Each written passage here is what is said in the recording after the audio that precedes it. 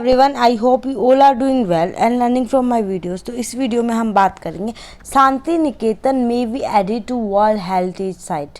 ठीक है, तो हम इसमें कवर अप करेंगे वर्ल्ड हेरिटेज लिस्ट क्या होती है और इसमें किसी भी चीज़ को ऐड कैसे किया जाता है और क्या क्या उसके चीज़ें होती है, क्या क्या उसको फॉलो अप करना पड़ता है। ठीक है, और उसकी मतलब साइट में आने के क्या क्या रूल्स होते हैं हम सबको स्टडी करेंगे। बट पहले शांति निकेतन ये क्या है इसके बारे में हम पढ़ लेते हैं। तो शांति निकेतन हमारा वेस्ट बंगाल में एक टाउन है। ठीक है, वेस्ट बंगाल, जहाँ पे शांति निकेतन क्यों फेमस है सबसे ज़्यादा, जो हमारा रविंद्रनाथ टैगोर है, उन्होंने इसके बीर बम डिस्ट्रिक्ट में, ठीक है, भीमवर डिस्ट्रिक्ट में अपना स्कूल ओपन किया था, कॉलेज यूनिवर्सिटी ओपन की थी रविंद्रनाथ टैगोर ने। ठीक है, तो उनकी जो ये है जो शांति निकेतन है, ये अगर डिस्ट्रिक्ट, ये जो जगह अगर हेरिटेज लिस्ट में आते हैं तो उसके साथ साथ जो उनका स्कूल है उस टाउन में, विश्व भारती यूनिवर्सिटी, ठीक है, वो भी उसके अंदर आ जाएगी। तो ये विश्व भारती यूनिवर्सिटी के लिए फेमस है। ठीक है, यूनिवर्सिटी किसने खोली थी? रविंद्रनाथ टैगोर ने। रविंद्रनाथ टैगोर जो कि हमारे बहुत बड़े, अगर बात करें तो बहुत फेमस है। उसकी रिगार्डिंग मैंने एक वीडियो बना रखी है, उसका लिंक आपको मैं डिस्क्रिप्शन में डाल दूंगी, आप जाके देख लो। ठीक है, तो रविंद्रनाथ टैगोर की भी क्यों बात चल रही है उसका आप नॉर्मली जान लो कि उसके भी अभी सेलिब्रेशन, जो बर्थ एनिवर्सरी होती है वो आई थी, जिसके रिगार्डिंग जो थी उसके रिगार्डिंग बात चल रही थी। और उसका जो टॉपिक है उसमें कि जो हमारा अमित शाह है, यूनियन मिनिस्टर है, इन्होंने रॉन्ग स्टेटमेंट दे दी थी कि रविंद्रनाथ टैगोर ने हमारा नेशनल एंथम नहीं, नेशनल सॉन्ग सिंग किया था दो देशों का। बट ये नेशनल एंथम जो हमारा लिखा था ना और गाया था वो रविंद्रनाथ टैगोर थे। और इन्होंने हमारी कंट्री का तो किया ही किया था, उसके साथ साथ इन्होंने बांग्लादेश का भी नेशनल, और उसके बाद इन्होंने इसको दूसरी लैंग्वेज में भी कन्वर्ट किया था। तो ये सारी कहानी मैंने एक वीडियो बना रखी है, जो कि आपको लिंक मैं डिस्क्रिप्शन में दे दूँगी। ठीक है, अब ये आप बात करो यहाँ पे वर्ल्ड हेरिटेज लिस्ट के और शांति निकेतन क्या है। ठीक है, अब ये हमारा क्या हो रहा है, शांति निकेतन क्यों न्यूज़ में है कि हम इसको सेकंड, वेस्ट बंगाल का सेकंड जो कह रहे हैं सेकंड कल्चरल सिंबल है जो कि वर्ल्ड हेरिटेज लिस्ट में आ सकता है। ठीक है, सेकंड। अब फर्स्ट वाला कौन सा आपको ये पता होना चाहिए, 2021 में सबसे पहले वाला जो कल्चर का था, कल्चरल सिंबल, वो ऐड हो गया था। कौन सा हुआ था? दुर्गा पूजा। दुर्गा पूजा वेस्ट बंगाल, आपको पता है कितनी फेमस है दुर्गा पूजा को हमने वर्ल्ड हेरिटेज लिस्ट में ऐड हो गया था, जो कि कल्चरल सिंबल है। अब आने वाले टाइम में जो है हमारा वेस्ट बंगाल का ये सेकंड वाला शांति निकेतन भी ऐड हो सकता है। और इसके साथ साथ तो विश्व भारती यूनिवर्सिटी है, ठीक है, वो भी ऐड हो जाएगी। अब विश्व भारती यूनिवर्सिटी कब बनी थी? ये हमारे 1921 में बनी थी। इसका इनॉग्रेशन 1922 में इसका इनॉग्रेशन हो गया था। और इसको मतलब यही एक फर्स्ट लिविंग हेरिटेज यूनिवर्सिटी होगी जो यूनेस्को के लिस्ट में आएगी, क्योंकि ज़्यादा आपको पता है जो मोन्यूमेंट्स वगैरह होते हैं उनको वर्ल्ड हेरिटेज लिस्ट में दिया जाता है। अब मोन्यूमेंट जो कि लिविंग नहीं होते, बट ये यूनिवर्सिटी अब तक रनिंग में है, तो यहाँ पे लोग काम करते हैं और वर्क करते हैं, इसलिए एक पहली लिविंग यूनिवर्सिटी जो कि हमारी वर्ल्ड हेरिटेज लिस्ट में आ सकती है, जो यूनेस्को जारी करेगा। ठीक है, यूनेस्को। ठीक है, अब आपको ये जो शांति निकेतन है इसके बारे में पता चल गया। अब हम बात करते हैं किसकी, जो हमारे इसका पूरा की पॉइंट क्या है और हमारी वर्ल्ड हेरिटेज लिस्ट क्या होते हैं। तो इसमें क्या चीज़ है, जो टैगोर थे, जो रविंद्रनाथ टैगोर थे, वो क्या बिलीव करते थे? उनका बिलीव था कि ओपन एयर एजुकेशन होनी चाहिए। अब ओपन एयर एजुकेशन के लिए उन्होंने बिलीव किया, तो उन्होंने ये एक यूनिवर्सिटी बनाई जो कि हमारी विश्व भारती यूनिवर्सिटी, जहाँ पे इन्होंने एक इंट्रोड्यूस किया पूरे सिस्टम को, जहाँ पे ओपनली बैठ के बच्चा स्टडी कर सकता है। उस स्टडी में क्या, वो कल्चर के बारे में पढ़ सकता है, सेंटर ऑफ कल्चर को एक तरह से सेंटर मानेगा। उसके साथ साथ वो एक्सप्लोरेशन करेगा, आर्ट, लैंग्वेजेस हो गए, अदर लैंग्वेजेस होती है, ह्यूमैनिटीज़। ठीक है, ह्यूमैनिटीज़ के साथ सिंगिंग हो गई, उसके साथ उसका मतलब हिंदू की स्टडीज़ हो गई, म्यूज़िक हो गया, ये सारी की सारी चीज़ें उसके अंदर ऐड कर दी थी, क्योंकि इन्होंने ओपन एयर एजुकेशन सिस्टम को सपोर्ट किया था। तो अंटिल इंडिपेंडेंस, जो इंडिपेंडेंस 1951 में क्या होता है, इसको जो यूनिवर्सिटी थी इसको सेंट्रल यूनिवर्सिटी का वो दे दिया था।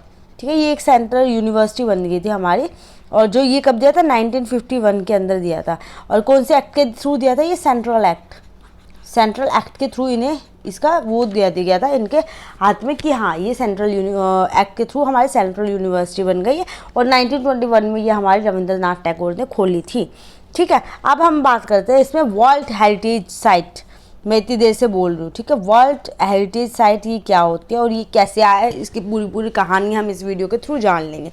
जैसे कि आपको पता है यूनेस्को, यूनेस्को क्या है हमारा, यूनाइटेड नेशन ऑफ एजुकेशन, ठीक है। एजुकेशन हो गया, साइंटिफिक एंड कल्चरल ऑर्गेनाइजेशन, जो कि कल्चर की चीज़ें होते हैं, साइंटिफिक होते हैं, एजुकेशन की चीज़ें होती है, मॉन्यूमेंट्स हो गए, उन सारी चीज़ों की ये बात करता है ऑर्गेनाइजेशन। अब इसके अंदर क्या है, ये हमारा यूनेस्को कब फाउंड हुआ था, सबसे पहले हम उसके बारे में बात कर लेते हैं। तो अगर यूनेस्को की हम बात करते हैं तो ये हमारा 1945 में, ठीक है, 1945 में इसको फाउंड किया गया था। और जो कि किस पे बात कर रहा था, जो इंटेलेक्चुअल जो होती है ना, मोरल सॉलिडिटी ऑफ मैनकाइंड, तो इंटेलेक्चुअल जो चीज़ें होते हैं उनके लिए इसको फाउंड किया गया था। जो कि क्या कर रहा था, जो इसका अगर नॉर्मली कॉमन लैंग्वेज में मैं कहूँ, इसका मेन काम ये था बिल्ड करना है पीस को, ठीक है, लॉन्ग लास्टिंग पीस लोगों के अंदर बने रहे, उसके लिए यूनेस्को बना था 1945 में। तो इसका हेडक्वार्टर कहाँ है हमारा, ये पेरिस के अंदर है, पेरिस हमारा फ्रांस में, ठीक है। इसका जो हमारा हेडक्वार्टर है ये यहाँ पे।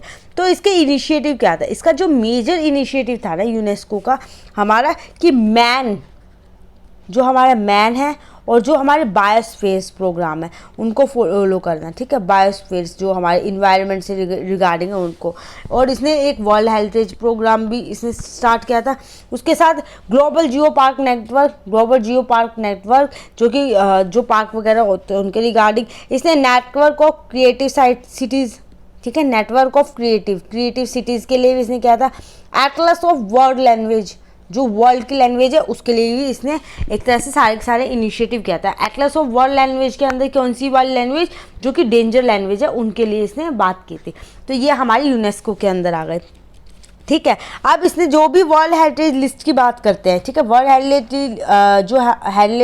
हेरिटेज जो प्रोग्राम है हमारा, तो ये भी हमारे यूनेस्को के अंदर आ गया। तो हमें क्या पढ़ना है, WHC, ठीक है, हेरिटेज लिस्ट, ये क्या होती है। अब जो हमारे वर्ल्ड की हेरिटेज लिस्ट है, इसके अंदर हमारी कुछ गाइडलाइंस होते हैं। किसी को भी अगर इसके अंदर आता है उसको कुछ गाइडलाइंस को फॉलो करना पड़ता है।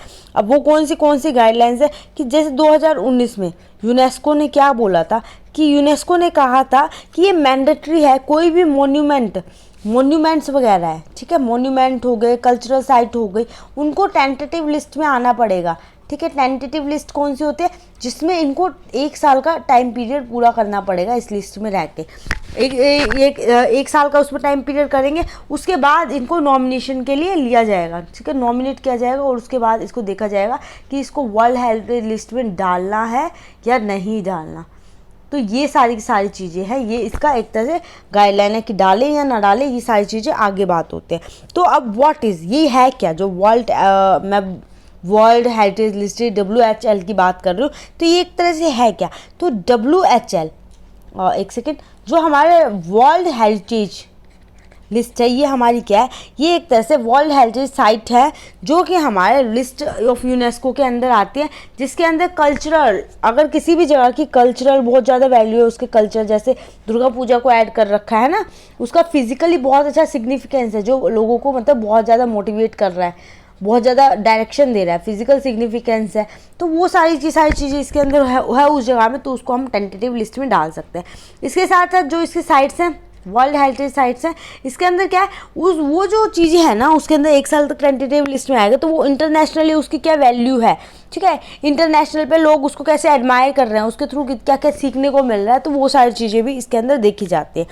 उसके साथ साथ जो हमारी साइट्स हैं इनके अंदर, जो यूनेस्को है, यूनेस्को ने कितनी साइट्स को कर रखा है कवरअप, कितनी साइट्स को कर रखा है, वो भी आपको किसी भी एग्जाम में पूछ सकते हैं। तो मैक्सिमम 1100 के अराउंड जो है ना इसके अंदर साइट्स हैं, और जो कितने 167 कंट्रीज़ हैं ना हमारे, उनके अंदर से इन्होंने 1100 साइट्स को ऐड कर रखा है।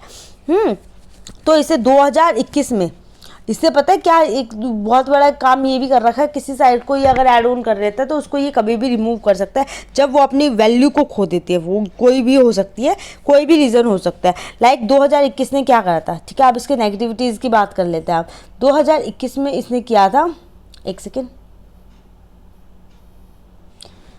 2021 में इन्होंने क्या किया था कि जो हमारा ये नहीं था लिवरपूल लिवरपूल दो ये कि वर्ल्ड हेरिटेज लिस्ट के अंदर हमारे पहले से था, तो इसने क्या किया था कि इसको रिमूव कर दिया था। मैरीटाइम सी यूके के अंदर था, इसको डिलीट कर दिया था इस लिस्ट के अंदर से, क्योंकि इसने अपनी वैल्यू खो दी थी। ठीक है, इसने इसकी प्रॉपर्टी की वैल्यू खो दी थी, जितनी वैल्यूएबल था उसकी वो सारी चीज़ें खो दी थी, इसलिए इसको डिलीट कर दिया था। तो इसको वर्ल्ड WHL है, उसको डिलीट भी कर सकते हैं अपनी लिस्ट के अंदर से। और 2007 की बात करते हैं, अरेबियन सेंचुरी के टाइम पे एक ओमान में ओरिक्स था। ठीक है, ओरिक्स था ओमान के अंदर, ओमान, तो इसको भी डिलीट कर दिया था। इसको डिलीट करने का हमारे इनका क्या मतलब था, जो भी यहाँ पे ना पोचिंग वगैरह स्टार्ट हो गई थी, हंटिंग स्टार्ट हो गई, तो जो हैबिटेट थे ना, जो जानवर वहाँ रह रहे थे, उनके हैबिटेट्स भी डिफरेंट हो गए थे, तो इसलिए इसको रिमूव कर दिया था। ठीक है, उसके बाद 2009 के अंदर जर्मनी, इसके अंदर जर्मनी में क्या कहा था, एल्बे वैली थी। ठीक है, एल्बे वैली, उसको रिमूव कर दिया। अब एल्बे वैली को क्यों रिमूव किया, क्योंकि यहाँ पे कंस्ट्रक्शन होने लग गया था, नए नए ब्रिज तरह के, मतलब इसको मेंटेन करने के लिए बहुत अच्छे से कंस्ट्रक्शन शुरू कर दिया था, इसलिए इसको इसमें से रिमूव कर दिया था। अब हमारी इंडिया के अंदर क्या क्या साइट्स हैं, ठीक है, हमारे उसकी साइट्स की बात करेंगे। तो सबसे पहले आपको बताना चाहिए जो सबसे पहले कौन सी साइट्स आई थी और अब भी कौन सी लास्ट में आई होगी। तो टोटल हमारे 3691 मोन्यूमेंट्स हैं, 3691 मोन्यूमेंट्स हैं इंडिया के अंदर। तो इसमें से हमारे 40 जो होते हैं ना, 40 WHL लिस्ट के अंदर हमारे हैं, 14 एड ऑन हो गए हैं। तो जैसे ताजमहल हो गए, अजंता की क्लेव होगी, एलोरा क्लेव होगी, ये सारे के साथ है। उसके साथ इसके अंदर नेचुरल भी है। ठीक है, नेचुरल जो पार्क हो गए, हमारा काजीरंगा नेशनल पार्क हो गया असम का। ठीक है, टेम्पल्स हो गए जो कल्चरल हेरिटेज हमारा शो करता है, कंपा टेम्पल हो गया, तो ये सारे के सारे हमारे हैं। तो सबसे पहले इसके अंदर क्या ऐड किया गया था, फर्स्ट सबसे पहले इसके अंदर कौन सा हेरिटेज के अंदर ऐड किया गया था, आपको वो पता होना चाहिए। तो पहले नंबर पे जो कंचनजंगा है ना, कंचनजंगा नेशनल पार्क है, उसको इसके अंदर ऐड करा गया था। कंचनजंगा नेशनल पार्क को इसके अंदर सबसे पहले ऐड किया गया था वर्ल्ड हेरिटेज लिस्ट के अंदर, तो आपको इसके बारे में पता होना चाहिए। आई होप आपको ये सारी चीज़ें क्लियर हो गई होंगी। एंड अगर आपको कोई डाउट हो तो आप वो मेरे को कमेंट सेक्शन में ड्रॉप कर सकते हो, मैं आपका डाउट क्लियर करने की कोशिश करूँगी। और अगर थोड़ी बहुत जो चीज़ें रविंद्रनाथ टैगोर की हमने काफ़ी बात की है, तो मैं इसको रिपीट नहीं करना चाहती, मैंने इसके ऊपर वीडियो बना रखी है बहुत अच्छे से, तो मैंने लिंक आपके डिस्क्रिप्शन में डाल दिया, आप वहाँ से जाके इसको देख सकते हो। And thank you so much for watching my video and keep watching.